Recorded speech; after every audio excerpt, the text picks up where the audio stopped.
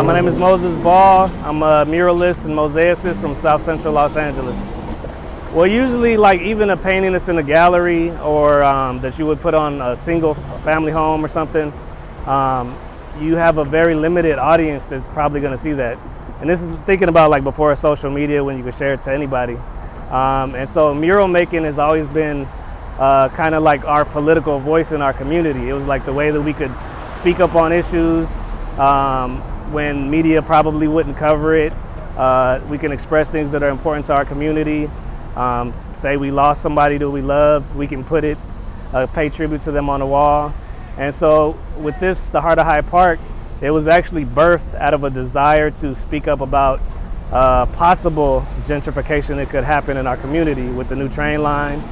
And so actually Mrs. Sada from Project Hope and Robbie Davis, who's on the Park Mesa Neighborhood Council, they interviewed me. We were on the same wavelength as far as our beliefs about community and keeping those who are living here empowered to stay, and hopefully passing homes on and businesses on from generation to generation. And so this ended up being a tribute to business owners, community activists, and artists and educators in our community. And so it's really just a love letter to Hyde Park. Yeah, because it's interesting you say that, because when looking at this at the paintings, this is Hyde Park. Like right. You see a lot of the murals you see in Martin Luther King, or you see Kobe murals popping up all over the place, and they aren't. While that's great, they're not specific to here. But this mural here is specific to people who are from here. Right, and we wanted to pay specific tribute to people who impacted the area. I think the most famous person, of course, is Nipsey Hussle on one side of the wall, and he was actually supposed to come and talk to our kids. Like Mrs. Sada talked to him, various community members, everybody here shared their stories with us. And the day he was supposed to come was the day of his album release, so of course that's a priority. But we worked right across the street from his Marathon store, so we were able to see the impact he had on the community, not just musically, but creating entrepreneurs and whatnot.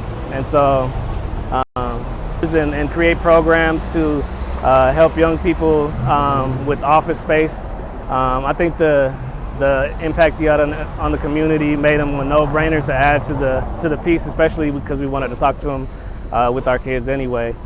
And so, but the thing that I love about this mural is that even non-famous folks or less known folks who had major impact on the community are highlighted in the same light that he was. Yeah, and a thing I noticed about it, and I guess this is kind of how I run the Los Angeles Standard newspaper, is that black communities, people think of crime and violence and stuff like that, and people don't think of all the great positive stuff. So in my paper, I put an emphasis on positive stuff, and when I see this stuff, I see people smiling, people seem proud, like the lady here seemed really proud, and this is like a very positive vision of what this community is. And I think it's a real vision of what the community is. Like if you're from the community or you come here often, for me, like this community in particular, whether I've lived in Chicago and various places, Philly, but this community is home.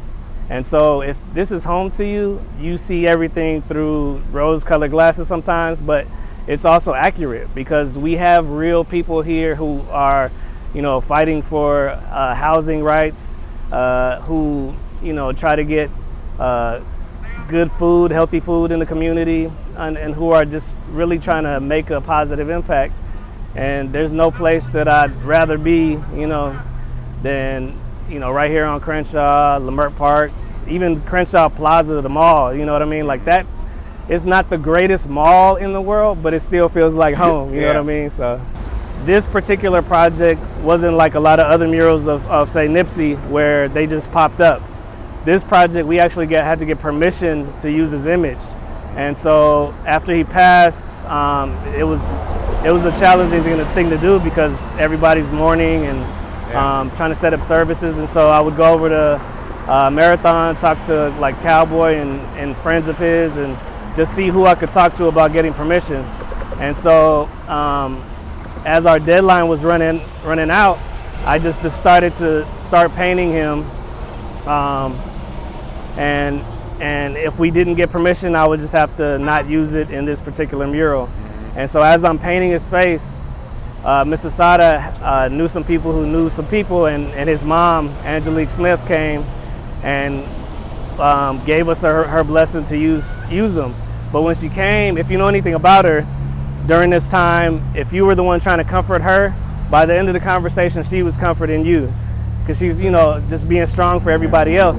But in this moment where she saw this piece, she started, like, you know, tearing up, getting emotional, which got me emotional. But I saw that the art allowed her to express herself, and it started, I think, a healing process, maybe, I hope.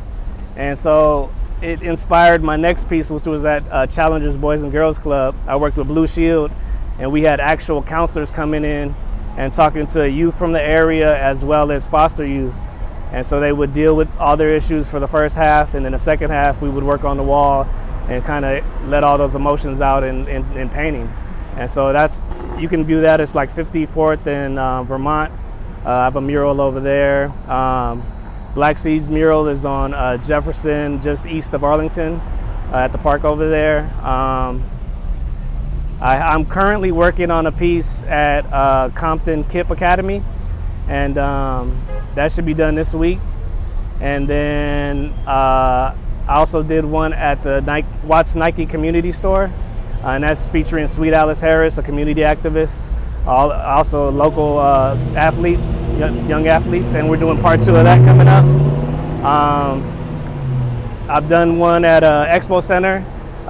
It's all the banners hanging in the front of Expo Center, so as kids go in, they view these banners of Olympians of color and Paralympians, and it's called Gateway to Greatness. And my idea was that they would see all these people who achieved things, who were from their community or impacted their community, and as they go and start their career with sports or doing activities, they would know that they also can be great at what they do and make an impact.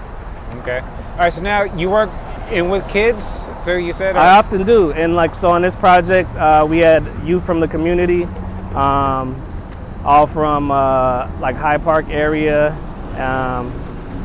and actually I'm currently working on part 2 of this project, Heart of Hyde Park Part 2. So it'll be light pole medallions featuring community members and people who made an impact on the community. But because of the pandemic, we've had to do the entire class via Zoom. Okay. So we've been doing that, working with Mrs. Sada and a nonprofit called LA Commons, and they're in Leimert Park. LA Commons has a number of opportunities for youth to work on projects. So I would just say contact LA Commons. You can find them on Instagram at LA Commons. And they have a number of opportunities for youth to, you know, do everything from painting murals. I think they have a mental health project coming up. So they explore a lot of important topics. And, you know, as artists, we are able to work with kids and give them the skills to create these murals. Because for me personally, I can only paint so many of them. Yeah. But if I can create more muralists, then we can beautify communities and make a much bigger impact. How long have you been painting, or where'd you start? Really, my first memory is probably at like 2 or 3, sitting around the coffee table with my brothers and sisters, and everybody was just scribbling. But it wasn't natural for me to scribble. Like, it felt like I should be making an image. And so from that point, I really knew that making images is what I wanted to do. And so my dad used to bring comic books back home, and they would have, like, in the center of the comic book would be like half of Captain America's face, and then you got to draw the other half. And that was kind of how I got my start. I mean, I think it was something that, you know, God put in me.